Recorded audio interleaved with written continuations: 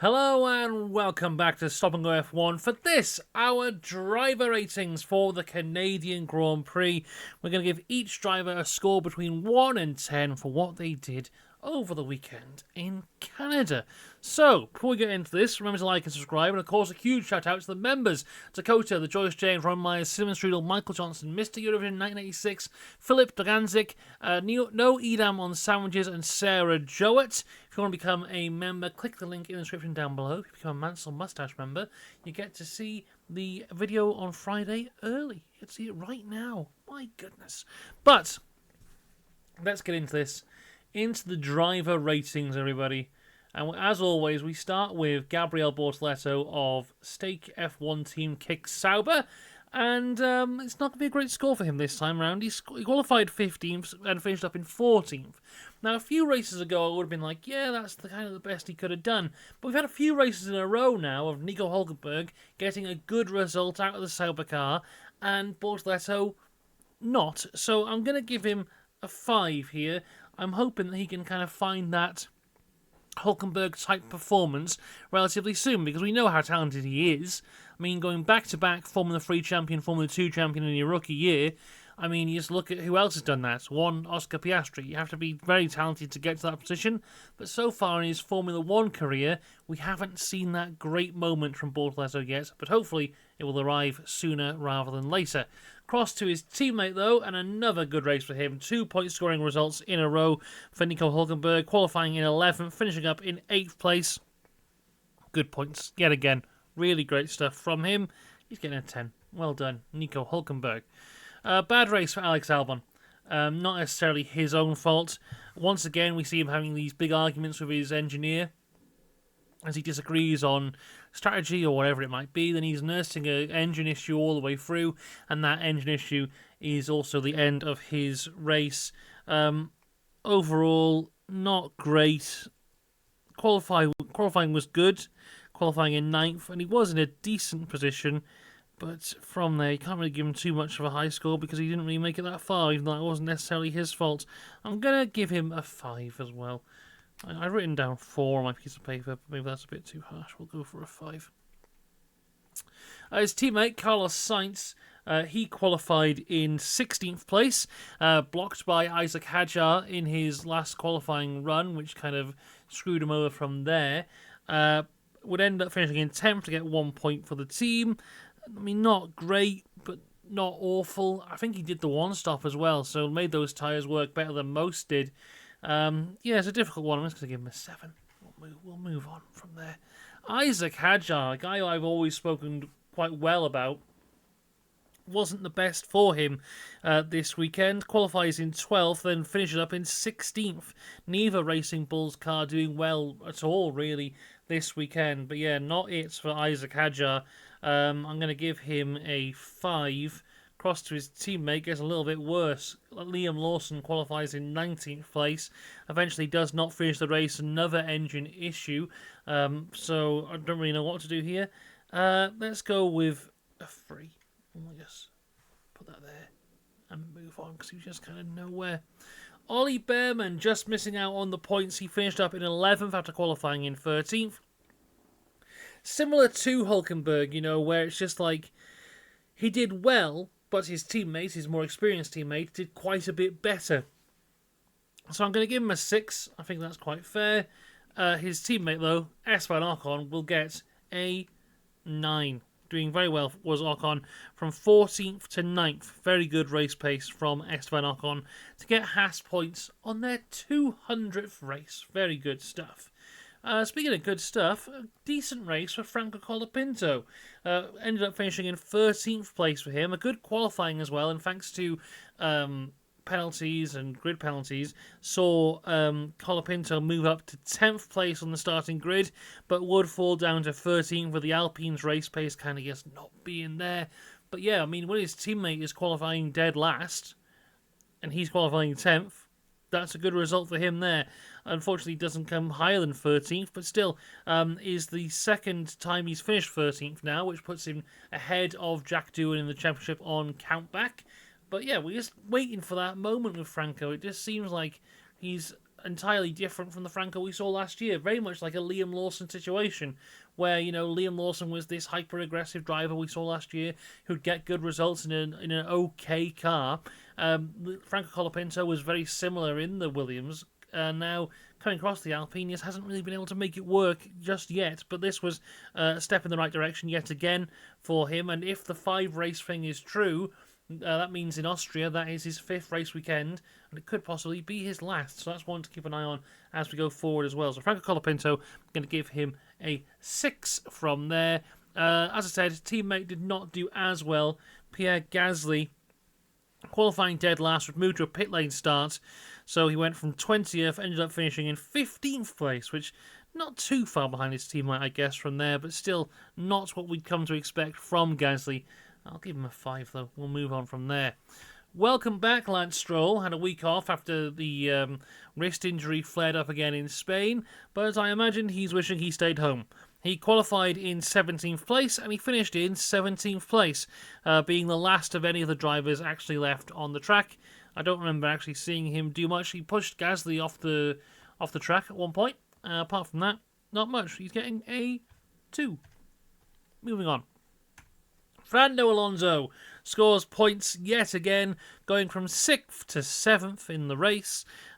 Still, the Aston looks absolutely dreadful, but he got something out of it yet again. So some really good stuff from Fernando. I'm giving him a 10, and I'm moving on from there to the Mercedes team, and Kimi Antonelli, his very first podium, qualifies in 4th, gets past Oscar Piastri on the first lap, and then manages that really well. At one point was attacking Max Verstappen, looking really good there, finishing up in 3rd place, the first Italian on the podium since 2009.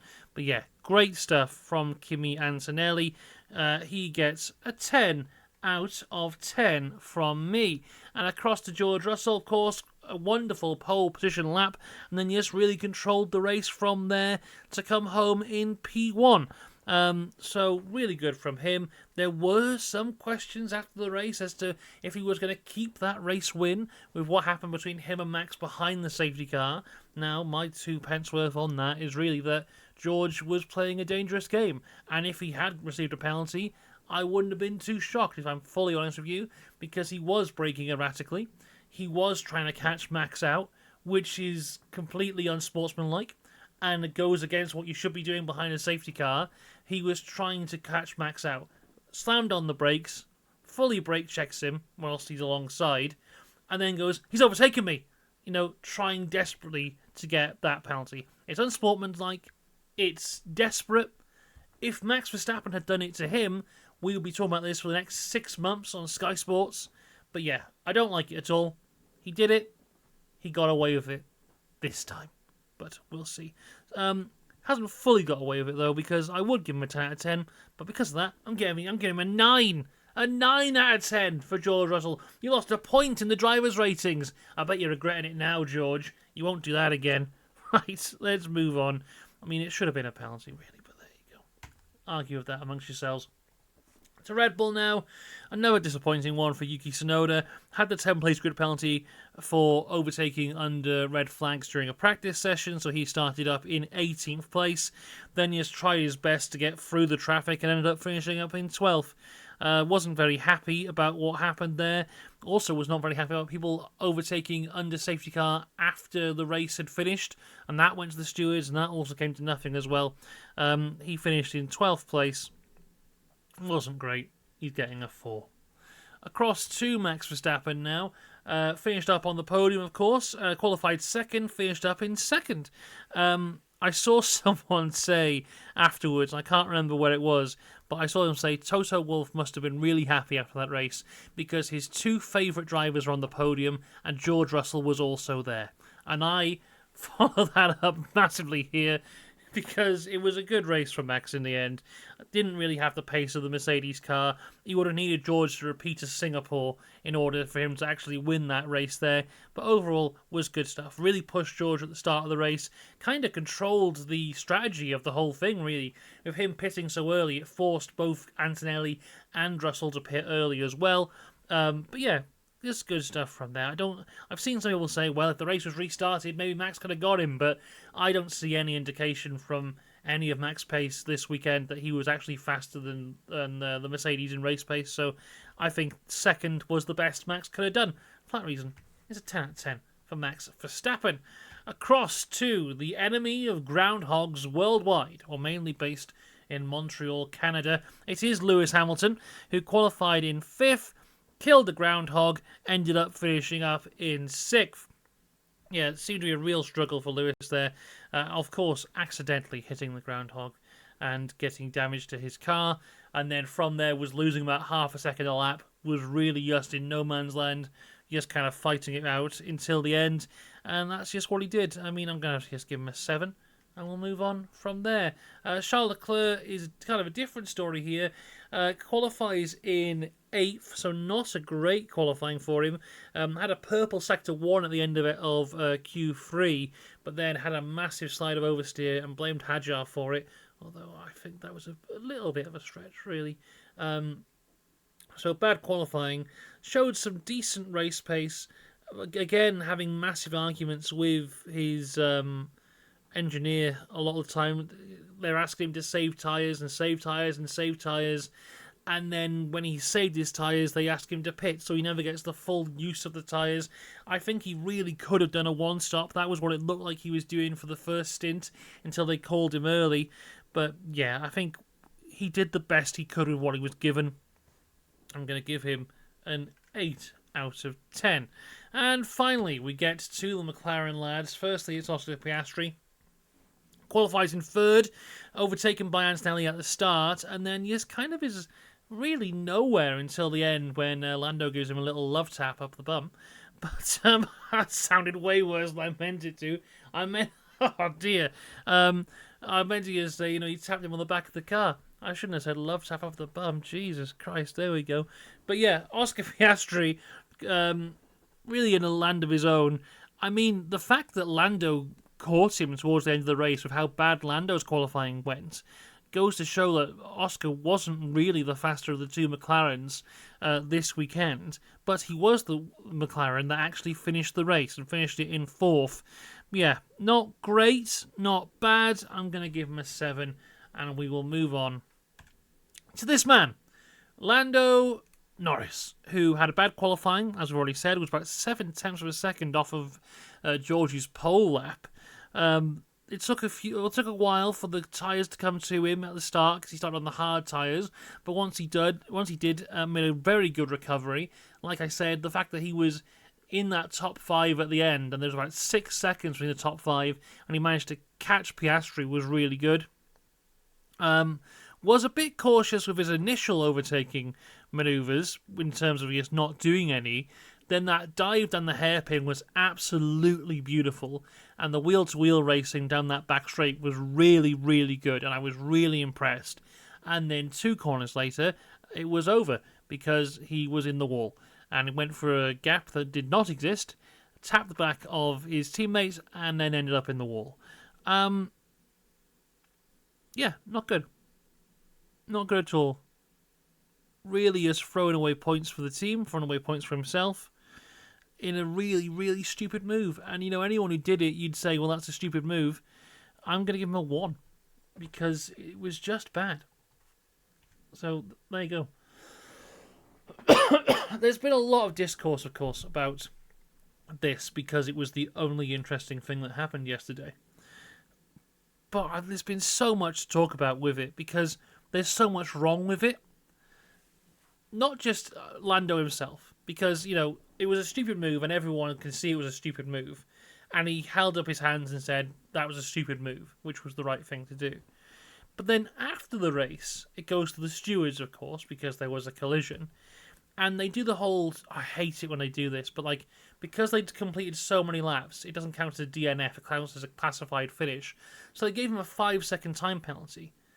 But instead of converting it to a grid drop, it's added to his race time. And his race time is he didn't finish. So that's a punishment that goes nowhere. And on top of that, no penalty points. And I've seen some people try and defend it, being like, well, he hit his teammate, so the team obviously wasn't pushing for that. The stewards don't give out penalty points and punishments based on how hard the teams push for it. They give it out on base of what they think the correct thing to do is. And the correct thing to do was not give him no penalty points. That is ridiculous. That is utterly, utterly absurd. And when you have the FIA and the stewards, who already have a whole thing around them of British bias, coming out of this race weekend and not giving George at least a reprimand for braking erratically, and then letting Lando Norris get away with everything, does not help the British bias accusations. Because if we go back to Australia last year, when Fernando Alonso had the cheek to be in front of George Russell when George Russell crashed his car by himself, Fernando Alonso got 3 penalty points for that, when he didn't even touch George Russell. Lando Norris hits the back of his teammate and crashes into a wall, causing a collision. Nothing. And you can say, oh, well, Piastri was fine. Lando was the one who DNF'd. Allegedly, the stewards don't judge on the outcome of a collision. They judge on what caused the collision. And what caused the collision was Lando Norris driving directly into the back of his teammate. That's a collision. The whole classified thing needs to be scrapped. It doesn't matter. He should have a grid drop for next race. And he should have some penalty points. If Max Verstappen gets 1 penalty point for an impeding that didn't happen at the Qatar Grand Prix last year, Lando Norris should get at least 2 for this. And then I've seen so many people be like, oh, but he said he was sorry. It's like, oh, he said he was sorry. I mean, I guess it didn't happen then. And like, this is something that pops up all the time, especially when you're making videos and making content around F1. When I did my video for the Spanish Grand Prix 2 weeks ago, right? I was talking about Williams. I said Williams had a very bad race weekend and laid out why I thought Williams had a very bad race weekend.